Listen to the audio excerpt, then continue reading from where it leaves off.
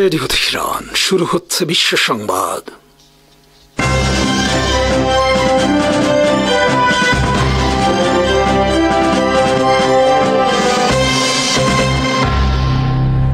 শুরুতেই সংবাদ শিরোনাম। আসসালামু আলাইকুম।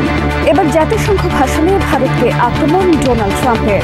ভিসা নীতি পরিবর্তনের ফলে 5 লাখ উচ্চ দক্ষতা সম্পন্ন ভারতীয়দের ফেরত আসতে হতে পারে আমেরিকা থেকে। ইউক্রেন যুদ্ধে ট্রাম্পের আকস্মিক ইউটার্ন। ট্রাম্প বলেছেন, ইউক্রেন রাশিয়ার দখল থেকে সব ভূমি ফেরত পাবে। ন্যাটো সদস্য দেশে রাশিয়ার যুদ্ধ বিমান প্রবেশ করলে ভূপাতিত করার অনুমতি ট্রাম্পের। গাজায় হামাসের হামলায় নিহত ইসরায়েলের এক মেজর। বিমানবাহী রণতরী থেকে বিমান উড্ডয়ন প্রযুক্তিতে এখন যুক্তরাষ্ট্রের সমকক্ষ চীন। তালেবানরা বলেছে, প্রয়োজনে আরো 20 বছর যুদ্ধ করবে, কিন্তু বাগদান ঘাঁটি ফেরত পাবে না যুক্তরাষ্ট্র। যুক্তরাষ্ট্রের প্রেসিডেন্ট ডোনাল্ড ট্রাম্প বলেছেন, রাশিয়ার দখলে থাকা সব ভূমি ফেরত পেতে পারে ইউক্রেন। রাশিয়া ইউক্রেন যুদ্ধ শুরুর আগে ইউক্রেনের যে সীমানা ছিল সেই অবস্থায় ফিরে যেতে পারে ইউক্রেন। একই সাথে ট্রাম্প বলেছেন, ন্যাটোর কোনো সদস্য দেশে রাশিয়ার যুদ্ধ বিমান প্রবেশ করলে সেটা ওই দেশে ভূপাতিত করা উচিত। মঙ্গলবার জাতিসংঘের সাধারণ অধিবেশনে যোগ দেওয়ার পর Donald Trump Ukraine president Volodymyr জেলেনস্কির সাথে সাইডলাইন বৈঠক করেন। এ সময় ট্রাম্প এই কথা বলেন। ট্রাম্প এখানেই থেমে থাকেননি। বৈঠকের পর তিনি তার ব্যক্তিগত সামাজিক যোগাযোগ মাধ্যমে ইউক্রেন যুদ্ধ ও রাশিয়া নিয়ে বিশাল এক পোস্ট লিখেছেন। সেখানে তিনি বলেছেন, ইউক্রেন যুদ্ধে জয়লাভ করতে পারে। ইউরোপ এবং ন্যাটোর সহায়তায় ইউক্রেন রাশিয়ার বিরুদ্ধে যুদ্ধে জয়লাভ করতে পারে, ফিরে পেতে পারে তাদের হারানো সব ভূমি। এমনকি 2014 সালে রাশিয়ার দখলে নেওয়া ক্রিমিয়াও ইউক্রেন ফেরত পেতে পারে বলে উল্লেখ করেছেন ট্রাম্প। ট্রাম্প লিখেছেন, ইউক্রেনের সাথে যুদ্ধে রাশিয়া এখন সামরিক ও অর্থনৈতিক দিক দিয়ে একটি কাগুজে বাঘে পরিণত হয়েছে। রাশিয়ার অর্থনীতি বলতে কিছু নেই, তাই এখন সময় এসেছে ইউক্রেনের ভূমিকা পালনের। এবার ইউক্রেন থাকবে নিয়ন্ত্রণের আসনে। আকস্মিক ট্রাম্পের এই পরিবর্তন নিয়ে বিস্ময়ের সৃষ্টি হয়েছে বিভিন্ন মহলে। ট্রাম্পের এই পোস্ট বিষয়ে জেলেনস্কি বলেছেন, ট্রাম্পের এই পোস্ট এই যুদ্ধে গেম চেঞ্জারের ভূমিকা পালন করবে। তিনি হয়তো এই যুদ্ধ বিষয়ে প্রকৃত তথ্য জানতে পেরেছেন, যা তিনি আগে জানতেন না। সে কারণে তিনি আগের অবস্থান থেকে সরে এসেছেন। তবে ট্রাম্পের এই পোস্টের কয়েক ঘন্টা পর যুক্তরাষ্ট্রের পররাষ্ট্রমন্ত্রী মার্কো রুবিও বলেছেন, সামরিকভাবে এই যুদ্ধ শেষ হতে পারে না, আলোচনার মাধ্যমেই এই যুদ্ধ শেষ হবে। ইউক্রেন যুদ্ধ বন্ধ নিয়ে সর্বশেষ গত 15 আগস্ট আলাস্কায় বৈঠক হয় ট্রাম্প ও পুতিনের মধ্যে। এই বৈঠকের পরেও ট্রাম্প বলেছেন, ইউক্রেন রাশিয়ার দখলে থাকা সব ভূমি ফেরত পাবে না। কিন্তু মঙ্গলবার আকস্মিক ট্রাম্পের এই ধরনের ইউটার্ন নিয়ে ব্যাপক বিস্ময়ের জন্ম দিয়েছে বিভিন্ন মহলে। ট্রাম্প এক এক সময় এক এক কথা বলেন এবং অনেক সময় তিনি তার নিজের কথা ও সিদ্ধান্ত থেকে আকস্মিক সরে আসেন, এই ধরনের নজির রয়েছে। ইউক্রেন বিষয়ে তিনি যা বলেছেন তা তার সুচিন্তিত সিদ্ধান্ত নেওয়া কিনা তা নিয়ে বিশ্লেষণ চলছে বিভিন্ন মহলে। ডোনাল্ড ট্রাম্প মঙ্গলবার জাতিসংঘের সাধারণ অধিবেশনের ভাষণে বলেছেন, ভারত এবং চীন হল ইউক্রেন যুদ্ধে রাশিয়ার অর্থের যোগানদাতা। তারা রাশিয়া থেকে জ্বালানি তেল কেনার মাধ্যমে রাশিয়াকে এই যুদ্ধ চালিয়ে যেতে রসদ জুগিয়ে যাচ্ছে। ভারত এবং চীন উভয় ট্রাম্পের এই বক্তব্যের প্রতিবাদ জানিয়েছে। জাতিসংঘ ভাষণে ট্রাম্প ন্যাটোর অনেক সদস্য দেশেরও সমালোচনা করে বলেন, তারা একই সাথে ইউক্রেনকে সহায়তা করছে, আবার রাশিয়াকেও সহায়তা করছে জ্বালানি তেল কিনে। এদিকে ডোনাল্ড ট্রাম্পের নতুন H-1B ভিসা নীতির কারণে 5 লাখ উচ্চ দক্ষতা সম্পন্ন মানুষকে যুক্তরাষ্ট্র থেকে দেশে ফিরতে হবে। কারণ নতুন ভিসা নীতির আওতায় যুক্তরাষ্ট্রের প্রতিষ্ঠানগুলো আর নবায়ন করবে না সেখানে কর্মরত ভারতীয়দের ভিসার মেয়াদ। গত 21 সেপ্টেম্বর H-1B ভিসা নীতি পরিবর্তনের ফলে যুক্তরাষ্ট্রে চাকরি পেতে হলে $1 লাখ অতিরিক্ত ফি দিতে হবে। ভারতের গণমাধ্যমের খবরে বলা হয়েছে, ট্রাম্পের শুল্ক যুদ্ধের ফলে ভারতের আইটি সেক্টরে নতুন নিয়োগ বন্ধ হয়ে গেছে, বরং জনবল ছাঁটাই চলছে। এই অবস্থায় যুক্তরাষ্ট্র থেকে যদি 5 লাখ উচ্চ দক্ষতা সম্পন্ন জনবল ফেরত আসে, তাহলে পরিণতি হবে ভয়াবহ। বিমানবাহী রণতরী থেকে বিমান উৎক্ষেপণের ক্ষেত্রে চীন এখন যুক্তরাষ্ট্রের সমকক্ষ বা যুক্তরাষ্ট্রের সমান সক্ষমতা অর্জন করেছে। চীন তাদের ফুজিয়ান বিমানবাহী রণতরী থেকে ইলেকট্রোম্যাগনেটিক ক্যাটাপুল্ট সিস্টেমের সাহায্যে 3 ধরনের বিমান উৎক্ষেপণ করেছে। কেবলমাত্র যুক্তরাষ্ট্রের এই সক্ষমতা রয়েছে বিশ্বে। এখন একই সক্ষমতা অর্জন করল চীন।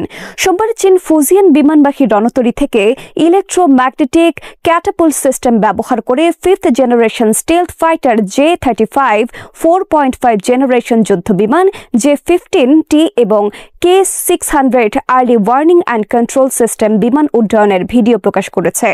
এ ঘটনাকে চীনের রাষ্ট্রীয় গণমাধ্যমে একটি মাইল ফলক হিসেবে আখ্যায়িত করা হয়েছে।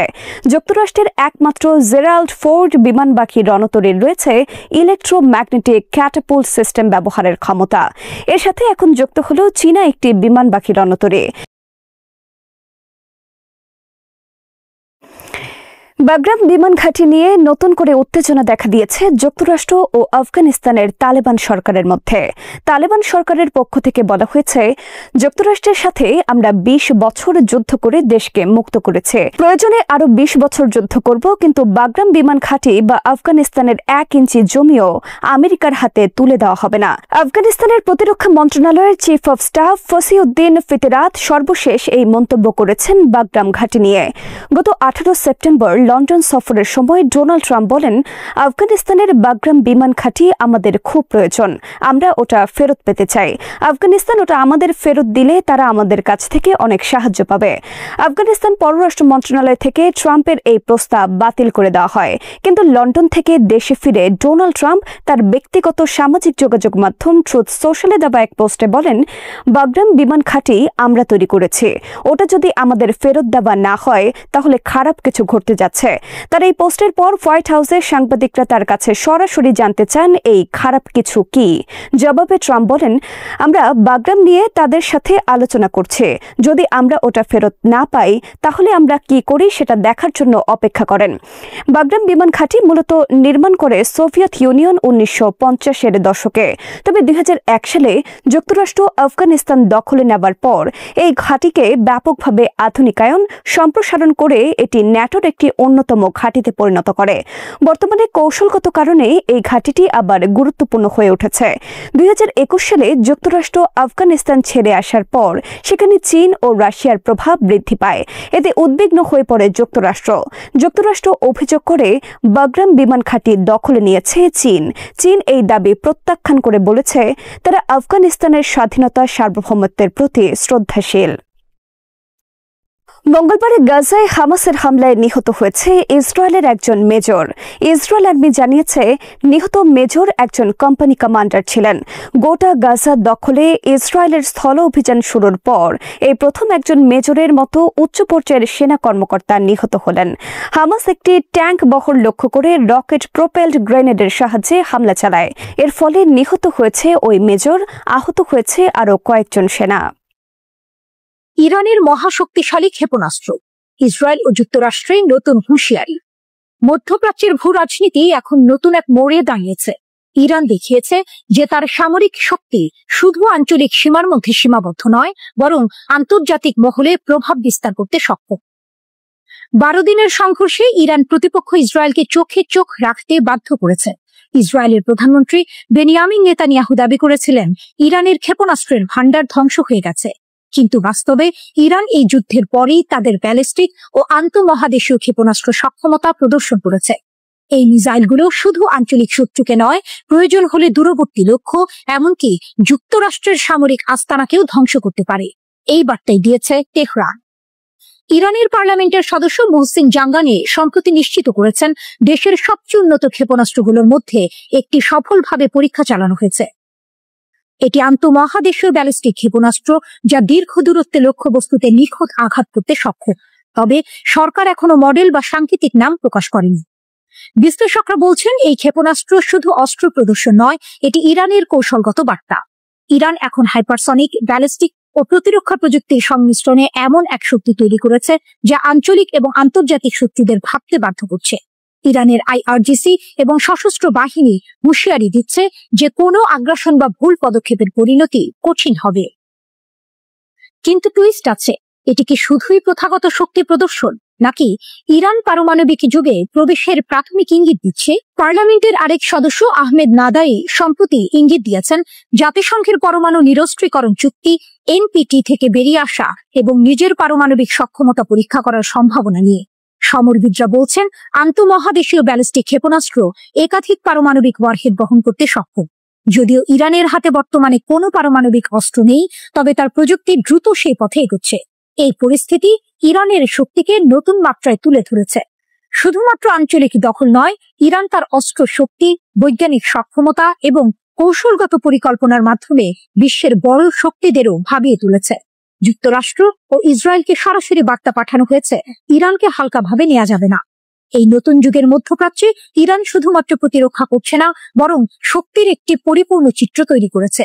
আঞ্চলিক শত্রু হোক বা আন্তর্জাতিক মহল, যে কেউ যদি ইরানের সীমা অতিক্রমের চেষ্টা করে, তার জন্য প্রস্তুত রয়েছে নতুন এক ধরনের প্রতিরক্ষা, যেখানে প্রযুক্তি, ব্যালিস্টিক ক্ষমতা এবং জাতীয় ঐক্য একত্রে শক্তির দুর্গ গড়ে তুলেছে। এখন প্রশ্ন শুধু একটাই, এই শক্তি প্রদর্শন কি কেবল হুঁশিয়ারি, নাকি মধ্যপ্রাচ্যের পারমাণবিক ভারসাম্যের নতুন যুগের সূচনা? ইতিহাসে বলবে, তবে ইরান নিজের অবস্থান ও শক্তি ইতিমধ্যেই স্পষ্ট করে দিয়েছে। ইসরায়েলের ভাঙা ঢাল, একটা যুদ্ধ চলছে, সামনে গাজা, পেছনে ইসরায়েল। আকাশে ড্রোনের গর্জন, মাটিতে বিস্ফোরণের ঝড়, কিন্তু আসল বিস্ফোরণ ঘটছে ইসরায়েলি প্রতিরক্ষা বাহিনী আইডিএফ এর ভেতরে, যেখানে ভেঙে পড়ছে সৈন্যদের মনোবল। 7 অক্টোবর যুদ্ধ শুরু হওয়ার পর থেকে গাজা অভিযানে 20,000 ইসরায়েলি সৈন্য আহত। সংখ্যাটা শুধু একটি পরিসংখ্যান নয়, এটা এক ভয়ঙ্কর বাস্তবতা, যেখানে যুদ্ধক্ষেত্রের মতোই ভেতরের যুদ্ধ লড়ছে তারা। আহতদের অর্থে কি শারীরিকভাবে নয়, মানসিকভাবে বিধ্বস্ত।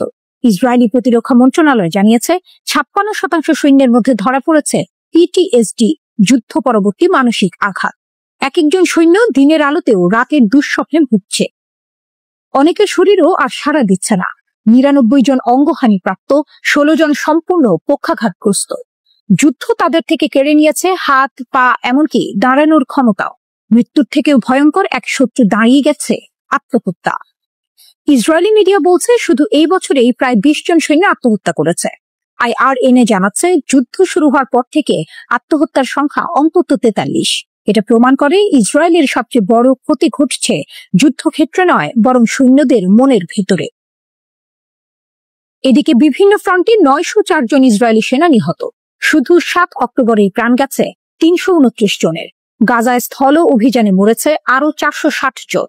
হিজবুল্লাহর আক্রমণে নিহত 29, আর লেবাননের সংঘর্ষে প্রাণ হারিয়েছে 51 জন সৈন্য।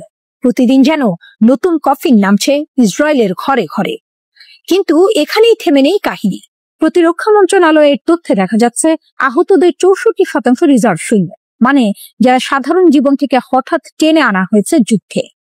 এদের অনেকেই পরিবার ছেড়ে মাঠে, কিন্তু ফেরার পথে তারা হয় দেহে ক্ষত নিয়ে। এখন ইসরায়েল দৌড়াচ্ছে নতুন সমাধানের দিকে। প্রতিরক্ষা মন্ত্রী কার্টস আর অর্থমন্ত্রী স্মোট্রিচ গঠন করেছেন একটি জাতীয় কমিটি। নেতৃত্বে থাকবেন অধ্যাপক শ্লোমো মোর ইয়োসেফ। তাদের লক্ষ্য একটা বৃহৎ পুনর্বাসন ব্যবস্থা দাঁড় করানো। কারণ বাস্তবতা হলো ইসরায়েলের আহত সৈন্যদের সারাতে হাসপাতালের চেয়ে বড় যুদ্ধক্ষেত্র আর কোথাও নেই।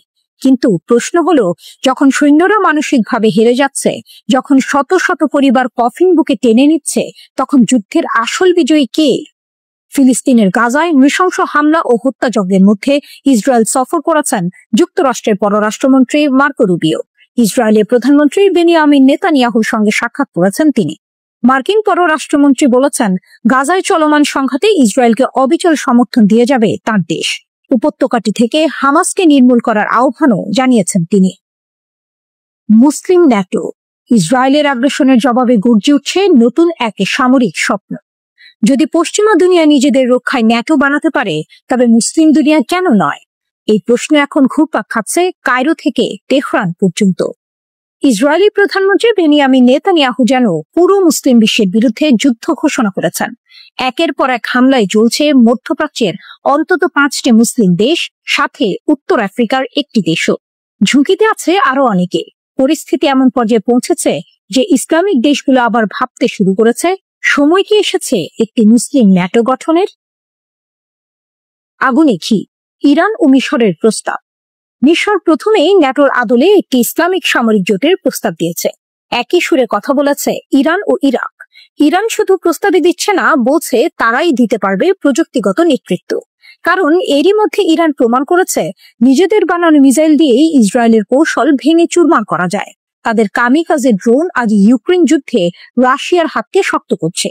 আর আয়াতুল্লাহ খামেনির বাহিনী যুদ্ধক্ষেত্রে বহুবার নিজেদের শক্তি দেখিয়েছে।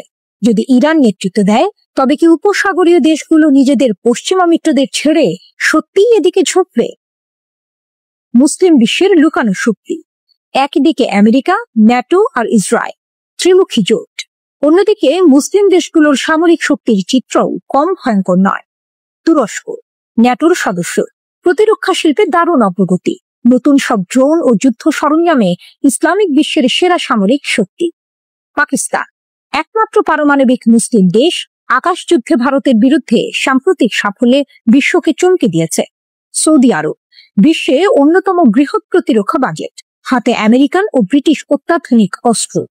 মিশর, আফ্রিকার মাটিতে বিশ্বের অন্যতম শক্তিশালী সামরিক বাহিনী।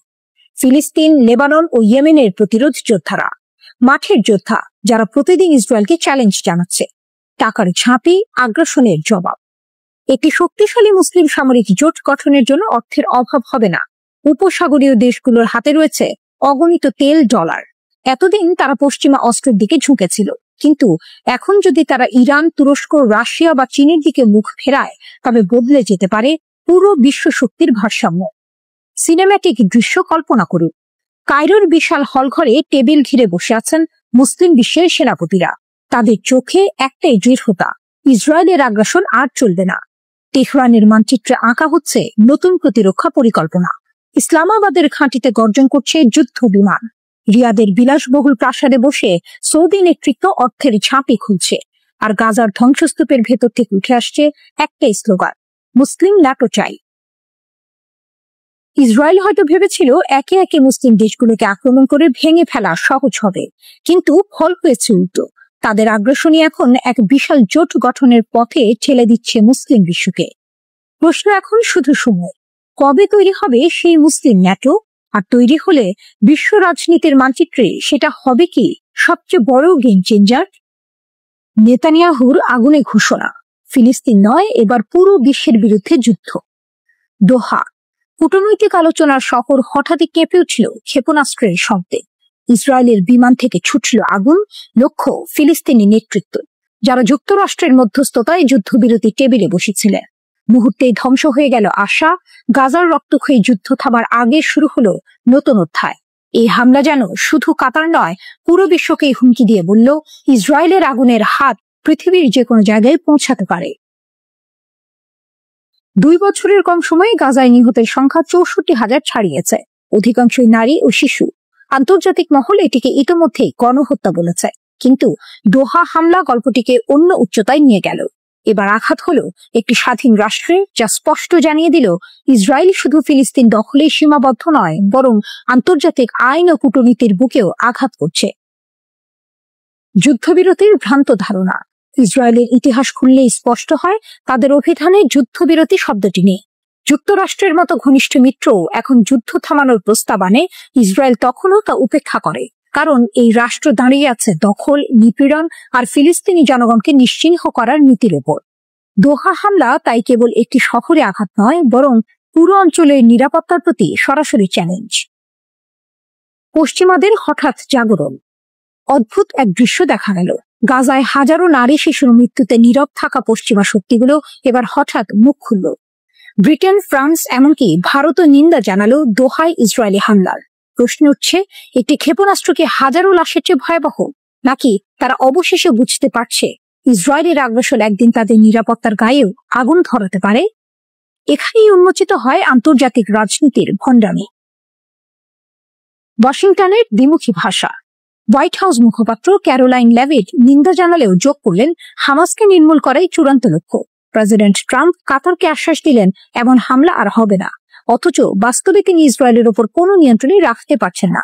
ফলে ওয়াশিংটনের আশ্বাস দোহায় শোনা যাচ্ছে ফাঁকা বুলি হিসেবে। ইসরায়েলের প্রতিরক্ষা মন্ত্রী ক্যাটস গর্জে উঠলেন, ইসরায়েলের দীর্ঘ হাত শত্রুকে যে কোনো জায়গায় আঘাত করবে। সেই সুরে সুর মিলিয়ে নেতানিয়াহু কাতারকে হুমকি দিলেন, সন্ত্রাসীদের যদি আশ্রয় দাও আমরা নিজেই ব্যবস্থা নিব। সন্ত্রাসী কাকে বলা হবে তার সংজ্ঞাও তারা নিজের মতো বানিয়ে নিচ্ছে। 6 দেশের হামলার নজির। আল জাজিরার তথ্য অনুযায়ী মাত্র 72 ঘন্টায় ইসরায়েল হামলা চালিয়েছে অন্তত 6 দেশে: ফিলিস্তিন, কাতার, লেবানন, সিরিয়া, তিউনিসিয়া ও ইয়েমেনে। এতে গোটা মধ্যপ্রাচ্যই পরিণত হচ্ছে যুদ্ধক্ষেত্রে। ইউরোপের মোসাদের টার্গেট হত্যার ইতিহাসও মনে করিয়ে দেয় ইসরায়েলের আগ্রাসন কেবল আঞ্চলিক নয়, বৈশ্বিক হুমকি। দোহা হামলার মাধ্যমে নেতানিয়াহু যেন মুখ ফসকে সত্য প্রকাশ করলেন। এ লড়াই কেবল ফিলিস্তিনের বিরুদ্ধে নয়, পুরো বিশ্বের বিরুদ্ধে। প্রশ্নটা এখন সবার সামনে, কে নিরাপদ আর কতদিন আন্তর্জাতিক আইনকে ছিঁড়ে ফেলে ইসরায়েল তার আগুন ছড়িয়ে দেবে? একটাই বার্তা স্পষ্ট, যদি আজ লাগাম টানা না হয়, আগামীকাল কার মাথার উপর পড়বে সেই ক্ষেপণাস্ত্র কেউ জানে না। একটাই বার্তা স্পষ্ট, যদি আজ লাগাম টানা না হয়, আগামীকাল কার মাথার উপর পড়বে সেই ক্ষেপণাস্ত্র কেউ জানে না। কাতারে হামলার পর আরব দুনিয়ার ঘুম ভাঙল। আকাশে হঠাৎ গর্জে উঠল যুদ্ধ বিমান। কাতারের রাজধানী দোহা, আলো ঝলমলে শহর, এক মুহূর্তেই কেঁপে উঠল ইসরায়েলের বোমা হামলায়। লক্ষ্য ছিল হামাসের শীর্ষ নেতারা। নাম দেওয়া হয়েছে অপারেশন সামিট অফ ফায়ার। কিন্তু এই আগুনের শিখা ছড়িয়ে পড়েছে পুরো আরব বিশ্বে। বিস্ময় থেকে প্রতিরোধ। ইসরায়েলের কাতার আক্রমণ যেন এক ভূমিকম্প। শুধু দোহাই নয়, কেঁপে উঠল কায়রো, রিয়াদ, আলজিয়ার্স, সব আরব রাজধানী। বহুদিনের ভাঙাচোরা সম্পর্ক, অভ্যন্তরীণ দ্বন্দ্ব ভুলে হঠাৎ যেন সবাই এক সুরে কথা বলতে শুরু করলো, আমাদের নিজস্ব প্রতিরক্ষা জোট চাই। মঞ্চে এলো মিশর। এই নাটকের কেন্দ্রীয় চরিত্র মিশরের president Abdul Fattah al CC. তিনি ঘোষণা দিলেন মিশর 20,000 সৈন্য দিতে প্রস্তুত যদি গড়ে ওঠে যৌথ আরব বাহিনী। প্রস্তাবটা নতুন নয়, প্রায় 9 বছর আগে এমন এক প্যান আরব ফোর্স গঠনের কথা উঠেছিল। তখন সেটি কাগজেই আটকে ছিল, কিন্তু কাতারের মাটিতে ইসরায়েলি হামলা পুরনো সেই কাগজে নতুন আগুন জ্বালিয়ে দিল। ন্যাটো স্টাইল বাহিনী। কায়রোর পরিকল্পনা স্পষ্ট, ইউরোপের ন্যাটোর মতোই একটি আঞ্চলিক সামরিক জোট। যে কোনো আরব রাষ্ট্র আক্রান্ত হলে স্বয়ংক্রিয়ভাবে সক্রিয় হবে এই বাহিনী। কমান্ড ভাগাভাগি হবে, যাতে একটি রাষ্ট্র সব ক্ষমতা দখল করতে না পারে। আল সিসি চান মিশর থাকুক নেতৃত্বে, সৌদি আরব বা কোনো উপসাগরীয় দেশ থাকবে দ্বিতীয় কমান্ডে। প্রস্তাবে মরক্কো, আলজেরিয়া এবং আরো কয়েকটি দেশের নামও উঠেছে। লক্ষ্য আঞ্চলিক ভারসাম্য নিশ্চিত করা। কূটনৈতিক দাবি। একজন নাম প্রকাশ না করা মিশরীয় কর্মকর্তা জানিয়েছেন, কবে, কোথায়, কিভাবে বাহিনী মোতায়েন করা হবে তার জন্য একটি কাঠামো তৈরি হচ্ছে। আল আখবার পত্রিকার দাবি, এই বাহিনীর গঠন হবে রাজনৈতিক ও আঞ্চলিক ভারসাম্যের ভিত্তিতে, অর্থাৎ শুধু শক্তি নয়, রাজনীতিও সমান গুরুত্ব পাবে। আগুনে ঘি। ইসরায়েল ভেবেছিল হামাস নেতাদের আঘাত করবে, কিন্তু বাস্তবে যেন পুরো আরব দুনিয়াকে এক সুতোয় গেঁথে দিল।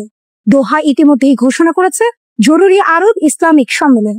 সেখানে আলোচনার টেবিলে বসে একটাই প্রশ্ন ঘুরবে, আর কতদিন প্রতিরোধহীনভাবে আঘাত সহ্য করবে আরবরা? অনিশ্চিত ভবিষ্যৎ। ইতিহাস বলে আরব বিশ্ব বহুবার ঐক্যের কথা বলেছে, কিন্তু বিভাজনেই শেষ হয়েছে সেই স্বপ্ন। এবার কি ভিন্ন কিছু ঘটতে চলেছে? আল সিসির 20,000 সৈন্য কি সত্যি একটি নতুন শক্তির সূচনা করবে, নাকি আবারও রাজনৈতিক দ্বন্দ্বে হারিয়ে যাবে? কিন্তু আরব দুনিয়ার চোখে জ্বলছে নতুন আগুন, প্রতিশোধের নয়, প্রতিরোধে। শত্রুর আঘাতেই শুরু হতে পারে আরব ঐক্যের সবচেয়ে বড় অধ্যায়। আগুনের ছায়ায় তেল আবিব। ইয়েমেন ইসরায়েল সংঘাতে নতুন মোড়। ভোরের অন্ধকার তখনও কাটেনি, হঠাৎ করেই মধ্য ইসরায়েলের আকাশ জুড়ে বেজে ওঠে সাইরেন। মানুষ দিশেহারা, কেউ আশ্রয় কেন্দ্রে ছুটছে, কেউ বা জানালার ফাঁক গলে তাকিয়ে আছে আকাশের দিকে। ঠিক সেই সময় খবর এলো ইয়েমেনের হুথি যোদ্ধারা ইসরায়েলের তেল আবিবে নিক্ষেপ করেছে হাইপারসনিক ব্যালিস্টিক ক্ষেপণাস্ত্র। এটা কিন্তু কোনো সাধারণ হামলা নয়। হুথিদের দাবি, এই ক্ষেপণাস্ত্র বহন করছিল গুচ্ছ বোমা, যেটা একসাথে একাধিক লক্ষ্যবস্তু ধ্বংস করার ক্ষমতা রাখে। তারা বলছে অভিযান সফল হয়েছে, সংবেদনশীল জায়গাগুলোতে আঘাত হেনেছে। নাম দিয়েছে প্যালেস্টাইন 2 ক্ষেপণাস্ত্র অপারেশন। প্রতিশোধের আগুন। ইসরায়েলি যুদ্ধবিমান আঘাত হানে ইয়েমেনের রাজধানী সানায়। একটি সামরিক জনসংযোগ সদর দপ্তর আর জ্বালানি স্টেশন ধসে পড়ে মুহূর্তেই। অন্তত 35 জন মারা যায়, আহত হয় 130 জনের বেশি। চারপাশ জুড়ে ছড়িয়ে পড়ে ধ্বংসস্তূপ আর আতঙ্ক। হুথিদের ভাষায় সানার রক্ত বৃথা যাবে না, সেই প্রতিশোধের আগুনেই তারা ছুড়ে দেয় ক্ষেপণাস্ত্র সরাসরি ইসরায়েলের কেন্দ্রবিন্দুতে। ইসরায়েলের দাবি আকাশে ধ্বংস, তবে অন্য এক ছবি আঁকছে ইসরায়েলি প্রতিরক্ষা বাহিনী আইডিএফ। তাদের দাবি ইয়েমেন থেকে ছোড়া ক্ষেপণাস্ত্র মাঝপথে প্রতিরক্ষা ব্যবস্থা ধ্বংস করে দিয়েছে। আইডিএফ অবশ্য এ নিয়ে মুখ খুলেনি যে ক্ষেপণাস্ত্র আসলে গুচ্ছ বোমা বহন করছিল কিনা। তবে এই হামলা যে ইসরায়েলি নাগরিকদের মধ্যে ভয় ঢুকিয়ে দিয়েছে তাতে সন্দেহ নেই। আকাশে সাইরেন বাজতেই এক মুহূর্তে শহর থেমে যায়। নেতানিয়াহুর লড়াইয়ের ঘোষণা। ইসরায়েলি প্রধানমন্ত্রী নেতানিয়াহু বলছেন, কয়েকদিন আগেই আমরা হুথিদের সন্ত্রাসী সরকার ভেঙে দিয়েছে। রামন বিমানবন্দরেও তারা হামলা চালিয়েছে, কিন্তু তাতে আমাদের সংকল্প দুর্বল হয়নি। আমরা আকাশ থেকে আবার আঘাত হেনেছি তাদের ঘাঁটি ও সন্ত্রাসী কেন্দ্রগুলোতে। যারাই আমাদের আঘাত করবে আমরা তাদের খুঁজে বের করব। এ যেন এক যুদ্ধ ঘোষণা। দুই পক্ষই নিজেদের অবস্থান থেকে পিছু হটতে নারাজ। প্রতিশোধ থামছে না। ইসরায়েলের দাবি যতই হোক ক্ষেপণাস্ত্র প্রতিহত করা গেছে। হুথিদের কণ্ঠে শোনা যাচ্ছে ভিন্ন সুর। তারা বলছে গাজার মানুষের সঙ্গে সংহতি জানিয়ে ইসরায়েলকে টানা আঘাত করতে থাকবে, এমনকি প্রাণঘাতী হামলা হলেও প্রতিরোধ থামবে না। এই টানাপোড়েনের মাঝে ইসরায়েলি বিমান হামলায় নিহত হয়েছিলেন ইয়েমেনের প্রধানমন্ত্রী আহমেদ আল রাহাবি। ফলে প্রতিশোধের অঙ্গীকার আরো শক্ত হয়েছে হুথিদের মন। তেল আবিবের রাত এখন আর আগের মতো শান্ত নয়। একদিকে ইসরায়েলের আধুনিক প্রতিরক্ষা ব্যবস্থা, অন্যদিকে হুথিদের অদম্য প্রতিশোধ স্পৃহা। আকাশে ক্ষেপণাস্ত্রের লাল রেখা যেন রক্তক্ষরণ হয়ে ছড়িয়ে পড়ছে ইয়েমেন থেকে ইসরায়েল পর্যন্ত। এবার কি মিশরও রণক্ষেত্র? সবাইকে অবাক করে দিয়ে ইসরায়েল কাতারে চালালো হামলা। কাতার, যে দেশ এতদিন হামাস ইসরায়েল শান্তি প্রক্রিয়ার মধ্যস্থতাকারী, যে দেশ আমেরিকার ঘনিষ্ঠ মিত্র, তাহলে আর বাকি রইল কি? মধ্যপ্রাচ্যের মানচিত্রে এবার কি নতুন করে আগুন জ্বলবে? এক দোদুল্যময় সময় এখানেই সে সবচেয়ে বড় দার্শনিক। আজ কাতার, কাল কার পালা? মিশর নাকি ইতিমধ্যেই ধরে নিয়েছে তাদেরও টার্গেট করবে ইসরায়েল, আর তাই কায়রো এখন যুদ্ধের প্রস্তুতিতে ব্যস্ত। লন্ডন ভিত্তিক মিডল ইস্ট আই জানাচ্ছে, মিশরের গোয়েন্দারা নিশ্চিত হয়েছেন ইসরায়েল হয়তো হামাস নেতাদের টার্গেট করতে মিশরের ভিতরে হামলা চালাবে। যদি এমনটা ঘটে তাহলে পরিণতি হবে ভয়াবহ। কায়রোর সতর্কবার্তা। মিশর ইতোমধ্যেই ওয়াশিংটনকে সতর্ক করে জানিয়েছে তাদের মাটিতে হামলা মানে এক নতুন যুদ্ধের দরজা খুলে দেয়া। মিশরের ভাষায়, আমাদের আশ্রয়ে থাকা হামাস নেতাদের উপর যে কোনো আঘাত মানে মিশরের সার্বভৌমত্বের উপর আঘাত, পাল্টা জবাব আসবেই। কূটনৈতিক চ্যানেল ঘুরে ইসরায়েলকেও বার্তা দিয়েছে কায়রো, শান্তি প্রক্রিয়ায় মনোযোগ দিন, হামলার ফন্দি বাদ দিন, নইলে গোটা মধ্যপ্রাচ্য অস্থিরতায় ডুবে যাবে। ইসরায়েলের ঘোষণা। কাতারে হামলার পর ইসরায়েলি প্রধানমন্ত্রী নেতানিয়াহু গর্জে উঠেছিলেন, তারা যেখানে থাকবে আমরা সেখানেই আঘাত করব। এই কথাতেই নাকি মিশর আঁচ পেয়েছে। এবার হয়তো তাদের দিকেও তাক করেছে তেল আবিব। মিশরের এক শীর্ষ নিরাপত্তা কর্মকর্তা নাম প্রকাশ না করার শর্তে বলেছেন, আমাদের মাটিতে হামাস নেতাদের আক্রমণ মানেই মিশরের উপর হামলা, আমরা চুপ করে থাকব না। প্রতিরক্ষার দিয়াত। কাতারে হামলা মিশর আগে থেকে টের পায়নি, কিন্তু এবার আর সুযোগ দিতে চাইছে না। তাই সীমান্তে বসানো হয়েছে নতুন আকাশ প্রতিরক্ষা ব্যবস্থা। বলা হচ্ছে চীন থেকে কেনা সেই সিস্টেম এখন মিশরের ঠাঁই। তবে বিশ্লেষকরা বলছেন মিশর কেবল হামাসের পক্ষ নিচ্ছে না, বরং তারা চাইছে শান্তির পথ যেন পুরোপুরি ভেঙে না পড়ে। বহু বছর ধরে মধ্যস্থতার চেষ্টা চালিয়ে আসছে মিশর, যেন গাজার আগুন একদিন নিভে যায়। কিন্তু বাস্তব দৃশ্যপট আলাদা। যুদ্ধবিরতি ভেঙে যখন থেকে স্থল অভিযান শুরু করেছে ইসরায়েল, তখন থেকে ক্ষুব্ধ কায়রো। এখন প্রশ্ন, ইসরায়েল যদি সত্যিই মিশরের ভেতরে আঘাত হানে, তাহলে কি কায়রো নামবে যুদ্ধে? মধ্যপ্রাচ্যের আকাশ যেন দাবানল। কাতার পুড়েছে, গাজা তো আগুনে জ্বলছেই। মিশর এখন প্রস্তুত, আঙুল ট্রিগারে। শুধু সময় অপেক্ষা করছে কে আগে টেনে ধরবে সেই ট্রিগার। শ্রোতা বন্ধুরা, বিশ্ব সংবাদে এই ছিল আমাদের সর্বশেষ আয়োজন। সঙ্গে থাকার জন্য আপনাদের সবাইকে অসংখ্য ধন্যবাদ।